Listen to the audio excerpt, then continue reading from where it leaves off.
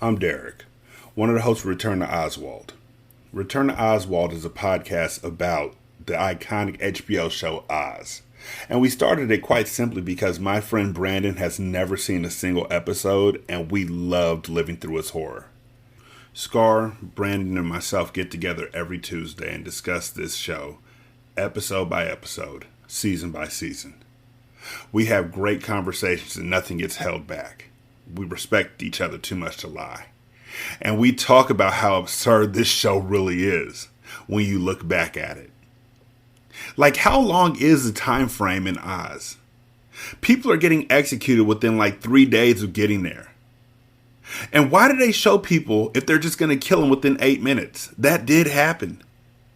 And why hire so many rappers to play bit roles? Is there a quota? Why is there a direct pipeline between this show, The Corner, and The Wire? Oh, and The Sopranos. We didn't forget about y'all. Also, how does Adebisi's hat stay on? Why didn't anybody ever notice he had a CD player in his drawers? And why won't they put cameras up in that gym? These are all questions we talk about, and more. So, check us out. Go to linktree/HBORTO to find our latest episode. You can also just type us into your favorite podcatcher. Thanks for checking us out. That's me. Fucking role model. Hi, I'm Laura. And I'm Joe. And this is Crime Divers.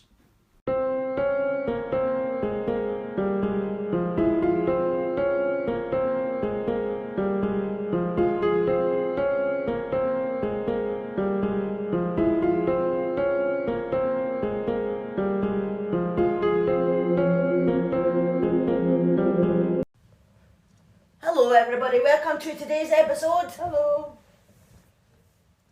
Where in the world are we? Sorry, I was just getting myself organised. I should have actually got myself organised before I pressed record. We are in England, in the UK. Oh. So, remember in our kidnapped episode that we did a few weeks ago? I actually can't remember when it was now. It wasn't that long ago anyway. Recently. About Stephanie Slater. She was the estate agent that got kidnapped. Uh-huh. And we still never came up with a very good title for that episode, everybody. You know, if you listen to it, you'll remember that I didn't have a title for the episode, and we said we would come up with one, and we didn't. So No, we didn't do very well on that one. no, we got fed up, didn't we? And that's what we came up with. Anyway, so if you remember in that episode, I talked about another estate agent that had went missing, Suzy Lamplugh. Oh yeah. So I decided that obviously that case brought Suzy to the front of my mind, so I decided to do a case on her. I wasn't expecting it so soon, but no, well, I did it while I thought about fresh it. in your mind. Yeah, so What's it called then? The Search for Suzy. So it was original. There must be something about missing estate agents that I just can't think of a title You for. could have done the search for. What's her name again? In the last one, Stephanie. Mm-hmm. You could have done the search for Stephanie. Yeah, but she was found though. This one, it's still, it doesn't matter anyway. Yeah. So The Search for Suzy, it was actually one of the largest investigations in British criminal history. Right. Wow. And it's funny because it's not funny, but I mean it's we don't have very much information, but I have managed to do a case about it. Oh. Basically, she went missing and we don't know where she is. That's it. That's that the story. Yeah. So should we just dive in? Yeah. Let's just dive in. So Susanna Jane Lamplugh, known as Suzy, was born on the 3rd of May 1961 in Cheltenham in England to her mum Diana and dad Paul. She had 2 sisters, Lizzie and Tamsin, and a brother called Richard. In 1986, when she was 25 years old, she had been working at Sturgis Estate Agents in Fulham, London for just over a year. On the 28th of July, Suzy left the office to go for an appointment for a house viewing and she never came back. There you go. Done. That's all the information we have. Well, that's it. Yeah. So thanks for listening, everybody, and we'll be back next week. I'm assuming you've got a bit more than that, otherwise we wouldn't be sitting here doing this episode. Because that would be like the shortest episode on history. Yeah, well, we don't, there's just, the thing about this case is that is it, really, Right, there's okay. not much else to it, but, Well, there must be some discussions of what they think might have happened then, or... Yeah. Well, I'll just tell you what I know. Okay, you carry on. So when Suzy had been when Suzy had been gone for longer than she should have been, her colleagues checked her diary. It had an appointment written in it for a client called Mr. Kipper. She was to show him around an empty house at 12:45 p.m. at 37 Shorrells Road. No one in the office recognised the name, so he wasn't a regular customer, and there were no details for him. Kind of sounds like a made-up name, Mr. Kipper. Well, I think it must have been. Well, I'm assuming like if this person was responsible for her going missing, then yeah, but it just sounds like Mr. Kipper. Well, I bet there is people called Mr. Kipper though. Well, there might be, but I've never heard of a kipper. No, I've never heard of the kipper as in like the fish thing, but I've never heard of anybody with the surname of Kipper. I know that doesn't mean it doesn't exist, but no, of course. And is there not a kids' TV one something to do with Kipper? Oh, was it not a book? I don't know. Anyway. Yeah, there is. I'm sure there's a book. It's series like Kipper. Is there not a dog or something?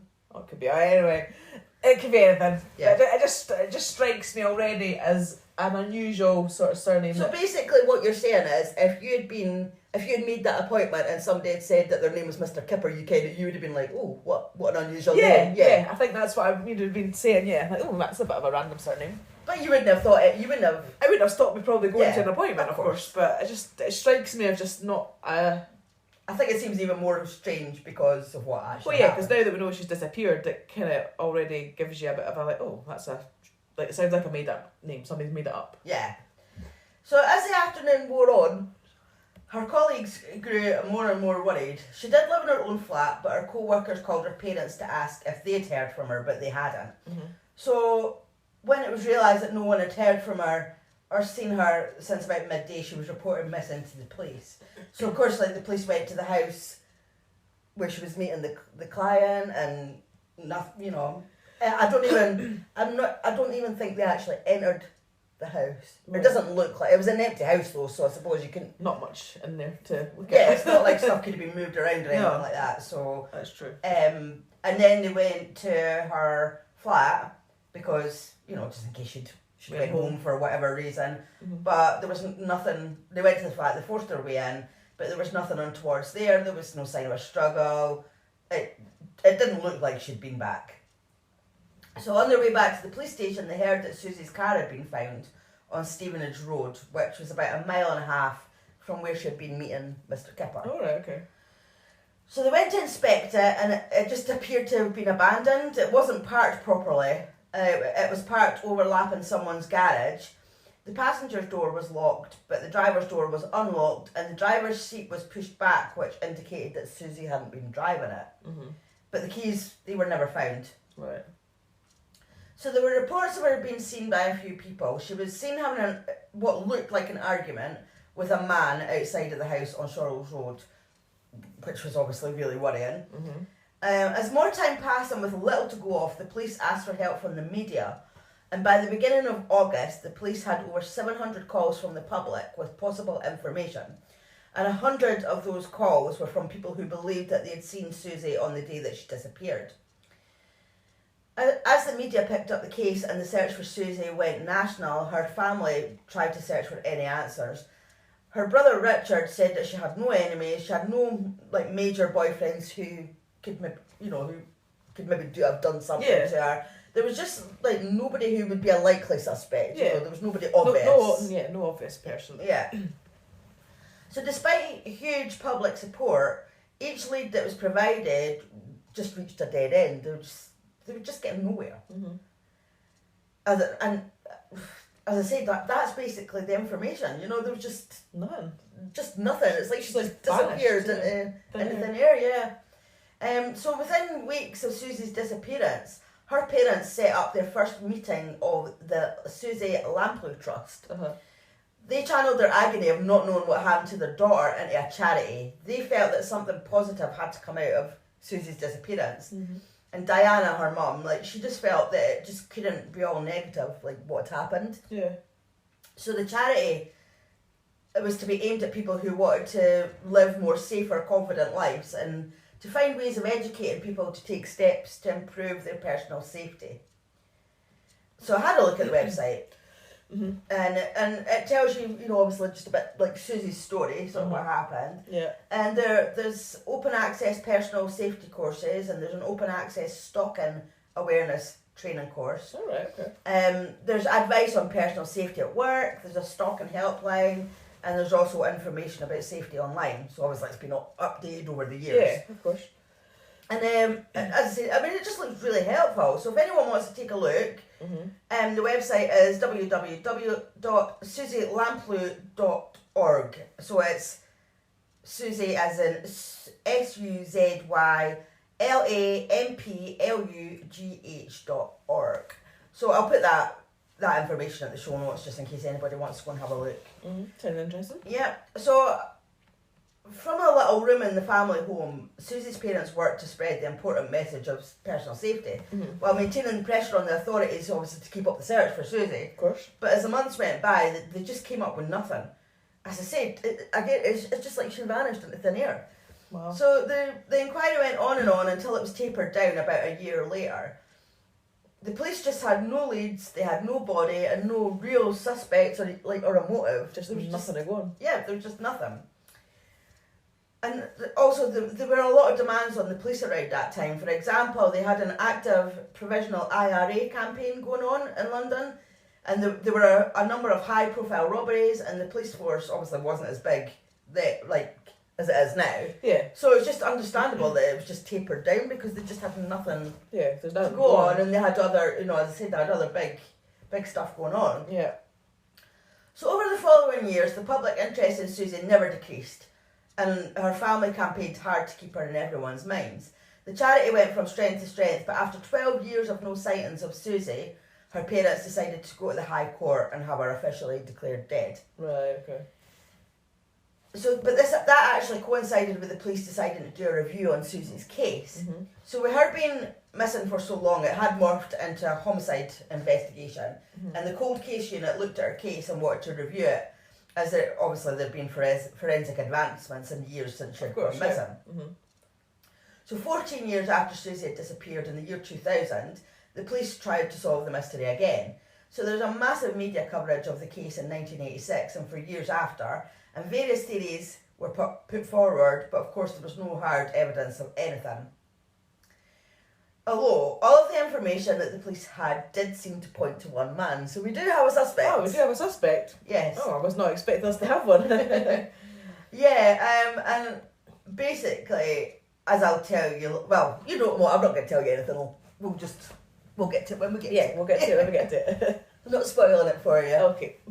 So John Cannan is the guy's name. Cannan. Yeah. So not Mr. Kipper. no, not Mr. Kipper. But no, I'm not going to do it. I was going to say no. I just want to keep jumping ahead of myself. Sorry. Yes, right. Right. So John Cannan, his name had caught the attention of officers way back in 1986 when it actually happened, and again in 2000, his name just kept popping up. Right. There was a massive circumstantial evidence that the police uncovered in the re-investigation that did point to him. There were some other suspects that had been eliminated, and they exhausted every line of inquiry that they could, and for the first time in 14 years, they were sure that he definitely could have something to do with Suzy's disappearance. Okay. By now, he was 46 years old, and he was in prison for other offences, so he obviously wasn't a good guy anyway. No, it doesn't sound like it. He had been convicted and sentenced for the abduction and murder of Shirley Banks in Bristol, and the facts were so similar that they had to investigate. Shirley Banks was 29, and she disappeared in October 1987, so that was the year after Suzy. Right. She had been shopping and parked her car in the car park at the shopping centre. Yeah. But after a shopping trip, she disappeared from the car park and was never seen again. Right. So I'm assuming somebody must have seen her in the car park. Yeah. But her body was discovered in the Quantock Hills in Somerset the following Easter. John Cannan was arrested shortly afterwards. But he wasn't even arrested just for Shirley's murder. He was arrested for a string for a string of other sexual assaults, abductions and rapes, attempted rapes and attempted abductions. Bloody hell. So it was actually all that stuff that linked him to Shirley, because the police had searched his, so he must have been getting investigated for other stuff. And the police searched his flat and they found a briefcase, and inside it was the tax disc from Shirley's car. So that's how he got led to Shirley. Yeah. To Shirley's murders. Why would you keep a tax disc? Well, they actually kept the car. Which I'm just going to tell you. Alright, okay. That makes sense then. Yeah, so her car had been orange, but it was found painted blue in the lock-up garage at his block of flats. Right. It had a different registration plate as well, and I'm actually going to tell you about that registration plate a little bit later. Okay. So I will this time, because I'm sure in another episode I said I was going to tell you something later and I think I forgot. But Yes. I've got it written down this time, so Right, okay. I will tell you about that registration plate. Good. But I don't know why you would keep the car. Even, I mean, like, yeah, he's tried to disguise it by changing the registration plate and painting it a different colour, but why? Why? Yeah, like, why would you? Like, surely you would just be like, nope, get rid of that. And well, rid of any evidence. yeah, why did he even take the car? If you're trying to get away with something, you don't want to take cars with you. Yeah, I just don't know why he would even take the car, because if her car was parked in the car park and he abducted her from the car park, surely he would have had his own car. Or maybe not, maybe he abducted him and took her. Actually, that's probably why. Probably abducted her and made her like drive or took her in the car or whatever, yeah. Yeah, do you know when you just don't know something but then you just work it out as you're talking? Yes. That's what happened You there. just had that moment. Yeah, I had that moment, which is actually really easy. I don't know why I didn't think of that before. Anyway, but they also found a fingerprint from Shirley in his flat, but that came later. But that's how we got linked. Yeah. To Shirley. Yeah. And that's how he came into the picture for Suzy, because his MO just looked similar, as in, you know, he abducted Shirley from the car park, and the evening before that, he had actually tried to take another woman called Julia Holman. So, you know, he did have a history of abducting. Abducting. Yeah. Right. The other abductions and assaults were all round about the same time as well. Mm-hmm. So it to me, obviously, I'm not a policewoman, but it looks to me that if this was the guy who took Suzy, obviously that had been the year before, so maybe because he took Suzy, He got away with it. yeah, he'd done whatever he's done with her body, and he's got away with it, so he's got confident because he got away with that, so that's why the following year He's tried again. He's tried a few times, But then obviously got caught this time. The body was found of her, wasn't it? Yeah, the body was found, but then, I mean, as you know, her body was found in wood, so it wasn't as if. Well, I'm kind of wondering. I mean, I'm trying to think of it as a killer maybe here, but you know, if you had done that and you had taken Suzy, you'd abducted her, you'd killed her, you'd managed to obviously hide her body. She's not been found because there's been no trace of her. I just feel like he would repeat that same thing. I was just thinking, I know where you're going with this. And the body would go to the same place potentially, or you know, that's because you think, well, I've got away with it doing this, so I'll do it again this way. That's exactly what I was just thinking there, like how the way that he disposed of her body, he just kind of dumped Shirley's body in the woods. Yeah. Where she would easy enough to find, yeah. Yeah. So why didn't he repeat, if it was him, yeah, why didn't he repeat what he did with Suzy? Yeah. And I like how we're talking with our hands I don't here. like doing the hand movements.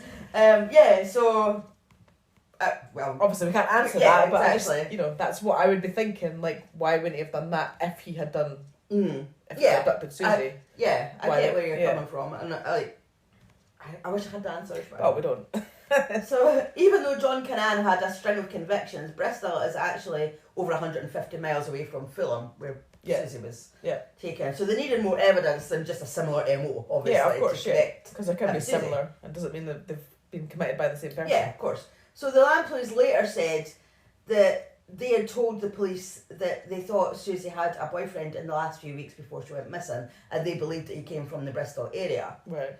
A few of her friends also said that she was seeing someone, and they believed that it could be from that area as well. So obviously, if she was seeing somebody, it was fairly new.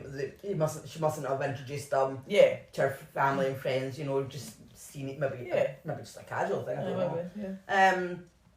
Suzy had actually told one of her relatives shortly before she disappeared that she was very concerned about the guy that she was seeing. Right. And she was getting a bit scared of him.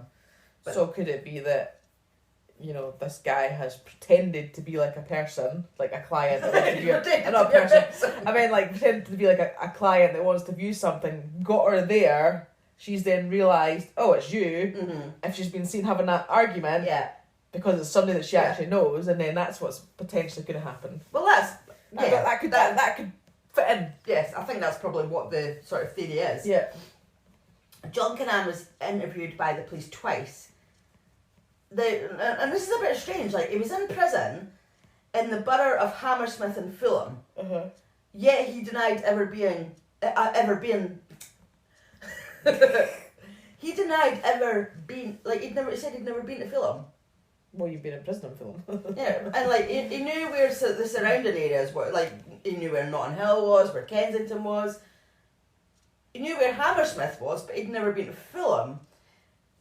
But I mean, I don't know London, and I don't know about boroughs. Boroughs, is that how you pronounce it? Boroughs, yeah. But I'm assuming that considering he was in prison in Hammersmith and Fulham Borough, then they must be right next to it's like one place. Like, well, he must be somewhere in the vicinity. I don't know. I mean, I only know. I don't really know about boroughs either. I mean, I know Kingston in London, but I don't know about boroughs, and I don't know how close that is to. Yeah, but for it to be the same borough, like Hammersmith and Fulham, it must be linked with Fulham. Yeah, exactly. Why else would it be called that as a prison if it wasn't? So how can you say that you've not been to Fulham then? Unless he means out with prison. Yeah, maybe. But and Notting Hill and Kensington, they must be nearby just for them to be mentioned. I was in Kensington last weekend. Oh, was that where you were? Yeah, that's where I stayed, in Kensington. Oh, okay. I like the film Notting Hill. Yeah, I was in that vicinity. Did you see Hugh Grant? No, I didn't see Hugh Grant. COVID is probably his income. No, Hugh Grant is English. He is English, isn't he? I was just thinking he was American. I don't think he lives in Notting Hill, really, though. You never know. No, I didn't. It was Julia Roberts. She was the American one. Yes, she was. Hugh Grant. But yes, no, I was in Kensington. Oh, cool. I've never been. I've been to London, but I don't think I've been. I don't know where I've been in London.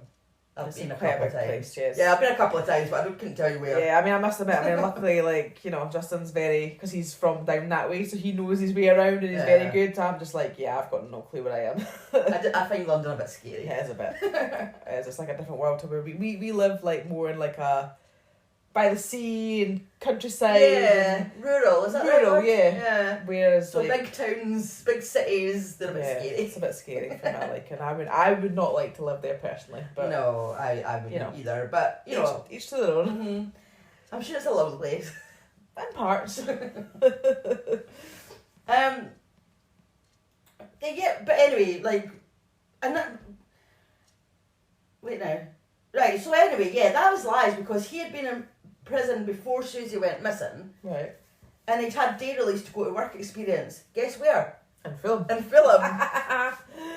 So how can you say that? I mean, like, it'll be documented, like, in the prison records. Because they would need to know where he is. Yeah, exactly. So what's the point in denying it?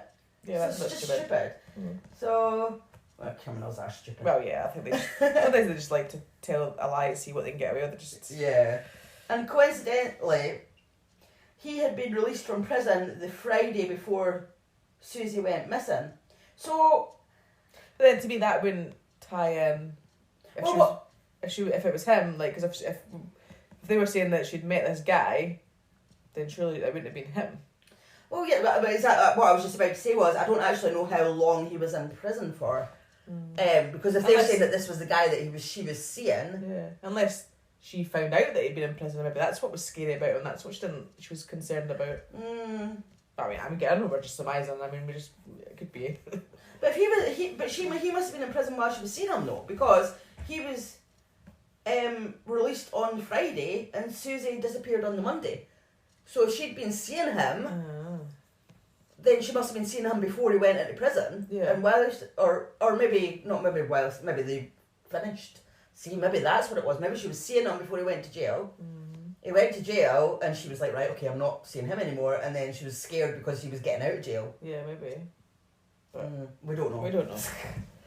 The police did a reenactment of that day and actually found some new witnesses.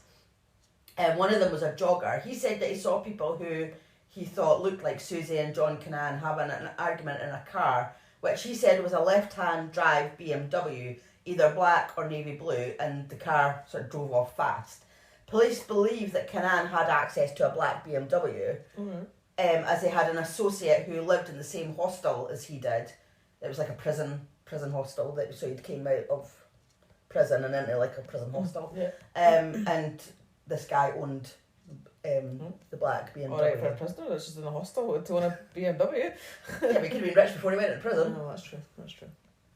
Well, you don't have to really be rich to have a BMW. But back then, actually, I think maybe you did have to be Well, I correct. always thought. I mean, I know, like I've had a BMW, in my time of driving, but I've got a BMW now. Yeah. Well, my husband has. But back in like my younger years, I always thought, oh my god, if you had a BMW, like you must have a lot of money, because I always thought they were quite an expensive car. Which, I mean, they still are in a sense, but they are. Yeah, I remember back in the day, like when I was younger, like you just didn't know anybody who had a BMW. No. Like, that was for rich people. Exactly. Whereas, I mean, they're more common these days now. Yeah, of course. But there was an occasion when Canaan turned up uninvited to a house that was for sale in Fulham in Fulham. Oh, so he doesn't know where Fulham is. Like, without an estate agent.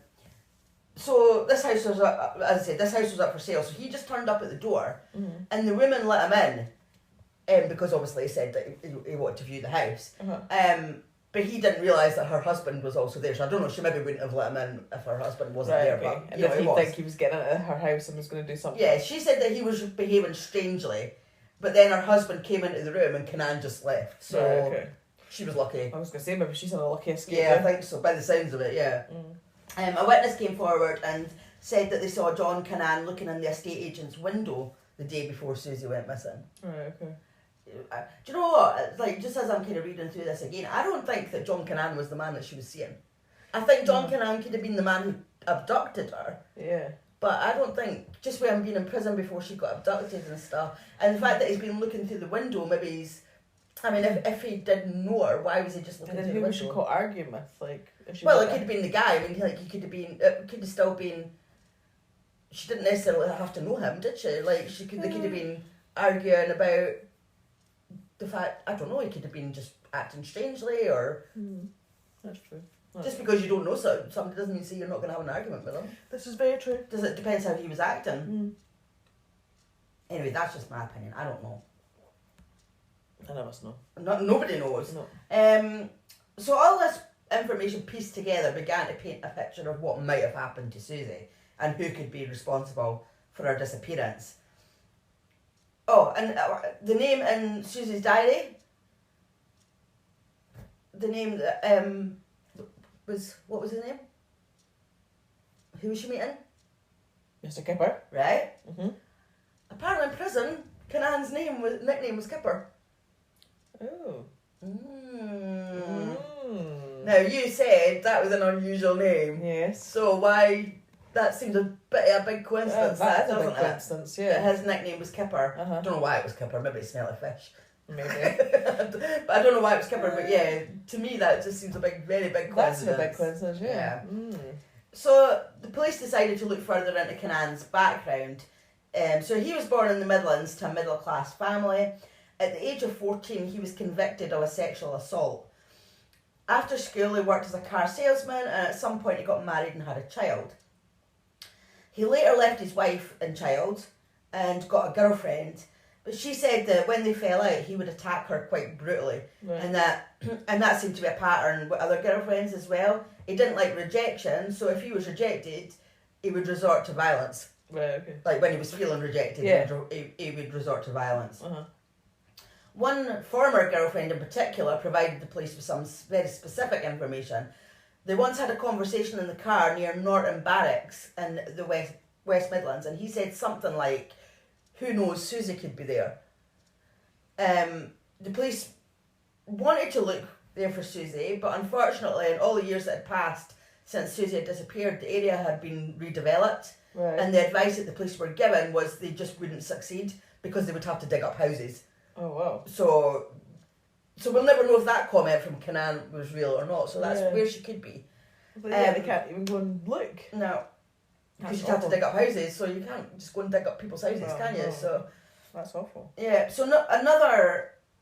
now we're back to the registration. I was going to say, we're getting back to that, yes. So, another potential clue that always had the officers guessing is the registration plate that Canaan fitted to Shirley Banks' car the year after Suzy disappeared. It was a personalised plate, and it was SLP 386S.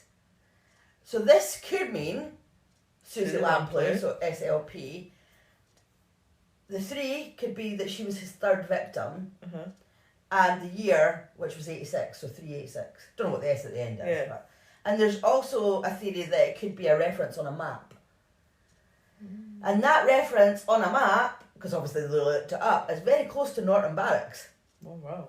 So, when he was asked about the meaning of the registration plate, he acknowledged that the initials could stand for Suzy Lamplugh because, well, how could you not acknowledge that? Yeah. So, but he said that a Bristol businessman from whom he bought the car for £100 was responsible for the deaths of Suzy, Shirley and another woman. Mm-hmm. Because he was actually accused of killing another woman, which I think I get to as well later. And that's why that Suzy could have been his third victim. Okay. But then she wouldn't have been his third victim because Shirley was after Suzy. I don't know. It does sound like it's all pointing to him. There's a lot of coincidences here that make me think that he's a very, very good suspect. Yeah, of course.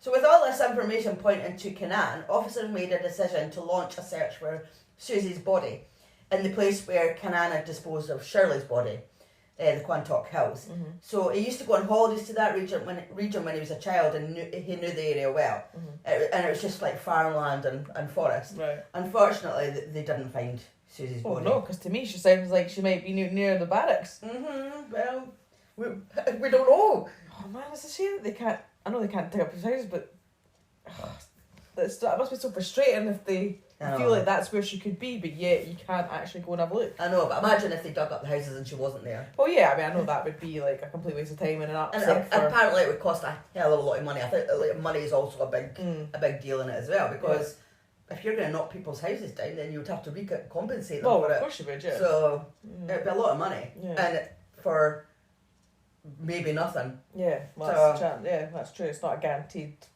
So it was then realised that maybe the barracks that the former girlfriend had told them about was actually Norton Manor Royal Marines barracks. So A different one. yeah, because the other one was just the army barracks. This is the right. Marines barracks, right. but it's still Norton. But this one's Norton Manor. Right. In Somerset, 8 miles from where Shirley's body was found. Right. So they got the RAF to fly over and take photographs of the area so that they could look at the photos and see like places that might look like good burial sites. Mm-hmm. So the Royal Marines helped search as well. So you can see how thorough they were. Mm-hmm. But again, nothing was found here either. Are you frustrated? Yes. You're looking a bit frustrated. I am. You get annoyed with me when I keep doing cases like this, don't you? I know, because I'm like, I just want to know. Or like, sometimes I'm just like, I could be like a great detective. Seriously. No, probably not. Probably not. I think there's a bit more to it. Yeah, probably.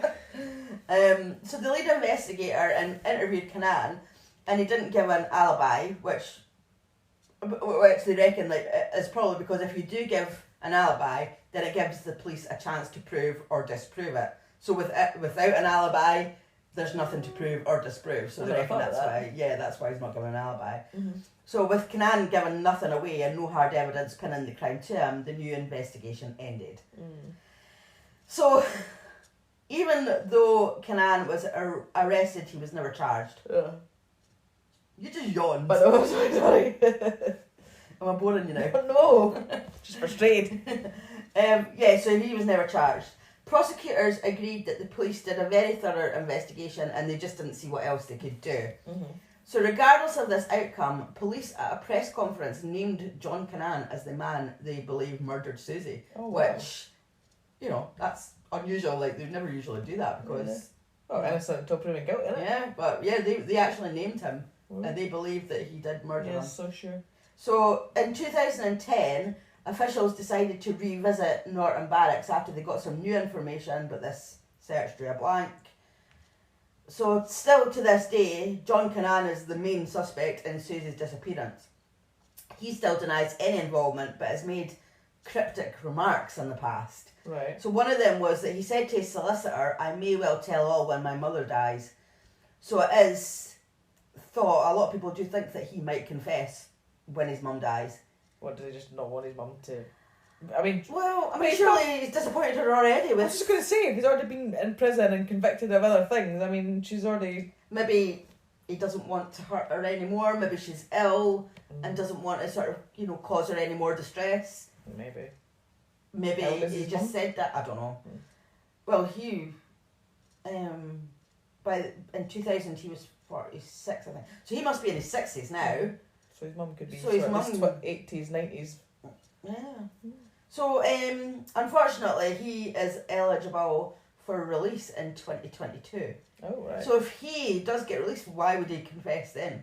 Why would he ever confess? Well, yeah, because if he confessed... If he's doing the time anyway. Yeah, because if he did confess, then surely he would get charged with it and then be put back in prison for Yeah. So, I mean, personally, I think he should be kept behind bars for the rest of his life, because he's clearly a very dangerous man. Well, regardless whether he did do it to do anything to Suzy or not, I mean, he's still been convicted of other crimes, so he still doesn't sound like a very nice person. No, yeah, I mean, he's murdered.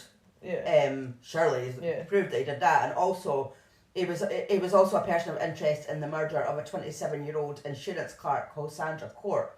She was strangled in Bournemouth in May 1986, so that would have been the same year as Suzy. Yeah. But he was never charged for that either. Right. So he's not a nice man. No. So he should be just kept in prison no matter what, I think. But yeah, he's eligible for release next year. That doesn't mean he'll get it though. He's just eligible. No, he's just eligible. So hopefully, yeah. You know, they can see he's a dangerous man. So yeah. Oh well, what a shame. So unfortunately, we still don't know where she is.